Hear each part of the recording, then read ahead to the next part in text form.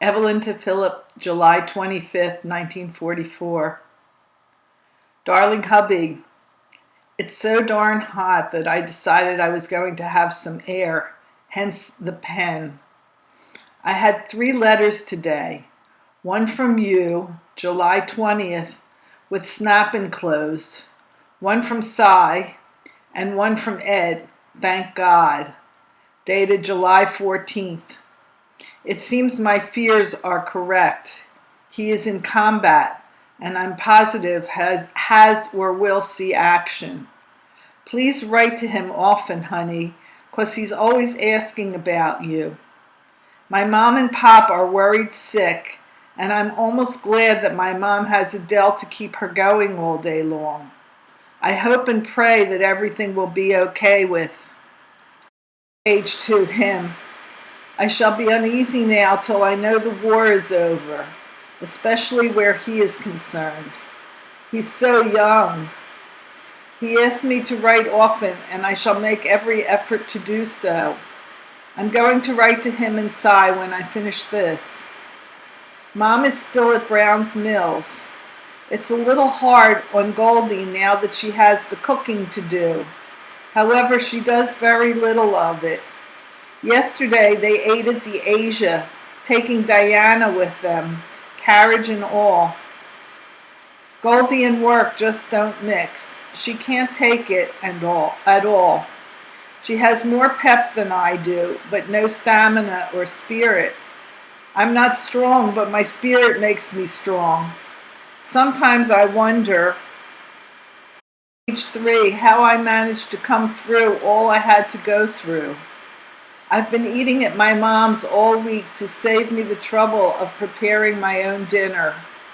Phil, if ever I appreciated my family, it's now.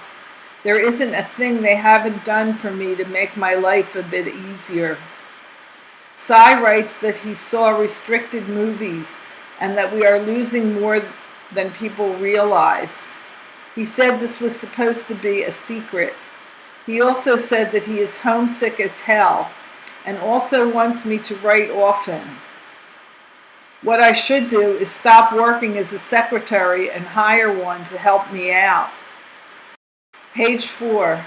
I was most anxious to see a snap of you, sweet, and this one came just as I had finished commenting on my desire for one. I think you look swell, honey, especially 'cause you look thinner. I got so terribly heartsick looking at the likeness of you that I simply felt like lying down and dying.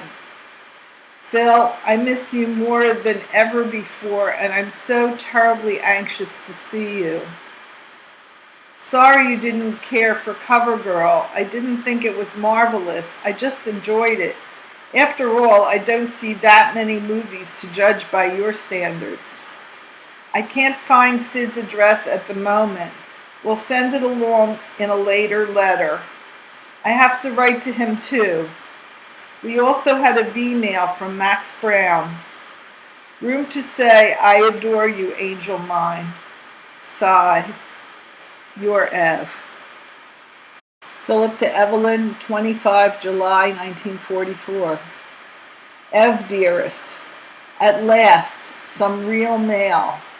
This afternoon I received your letters of 7 and 12 July, both containing snaps of the pumpkin, your V-mail of the 18th, and another midget edition of the bulletin of 3rd July from Dot.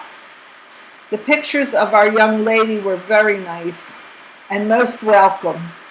I note especially that the 2 taken in June with Ricky show her much heavier than the other 2 taken on 2 July. As a matter of fact, the 2 sets could very well be of 2 separate and distinct little girls. I particularly liked the way she looked in the unsmiling pose of the latter set. It is surprising that she is taller and heavier than Ricky. This proves that she is growing at a remarkable rate. I think perhaps that is why her legs and feet aren't as straight as they should be. The pictures taken in June aren't too good. They show her sullen and preoccupied in what you were saying to her. Those taken by Petey, however, are very good. What was it that amused her so in one of them? Ricky appears a stout little lad, but what happened to his resemblance for Tony? He is a good-looking kid and has changed much since I saw him last. By the way, Chippy, I think the pumpkin's features are changing too. She looks different somehow in her latest pictures, and her resemblance to me is hard to see here.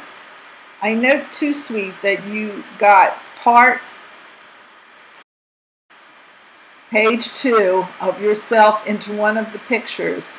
I wish you'd be a little more considerate of my feelings when you so unthinkingly tease me with a half glimpse of yourself. The soldier suit still seems to fit you, darling. I remember that it was very tight on you when I left. Does that mean you are losing weight, or that you let it out? You're neglecting to tell me what you are wearing these days. You promised, you know. Glad to learn that you finally managed to get those shoes for Adele, and I'm equally glad that you are being more generous to yourself, as witness you're paying $8 for a pair of Oxfords. Somehow, $8 doesn't loom as large in my calculations as it used to in those days when I was shopping with you. Can't understand why I haven't heard from Mike. Wish you could spend the summer with me here in England, baby. It is always cool here, a fresh breeze blowing 24 hours of the day. The only disadvantage I have found in the English weather is that it is so changeable. One moment there isn't a cloud in the sky, and in the next rain is falling from a sky darkened by dark rain clouds. But we haven't had to put up with even ordinary summer heat, let alone the hot spell you tell me about in yours of the 7th. About mailing chocolates during the hot weather. Page 3. Suit yourself, honey, but it's still the only thing you can send me that I can't get in sufficient quantity over here. Of course, chiclets, gum, and lifesavers are always welcome. Forgot to say that Ruthie's letter of 9 July also reached me today. She seems to be having a nice vacation. I must get off a letter to her soon, because I haven't answered her last 3. Your email of the 18th advised me that Mom has gone to Brown's Mills for a while. That is all very nice, but who prepares the meals now? Surely Goldie doesn't have the time with Diana Jean to take care of, and it goes without saying that you have your hands full between your job and the pumpkin. Who then? Not Harry, I'm sure.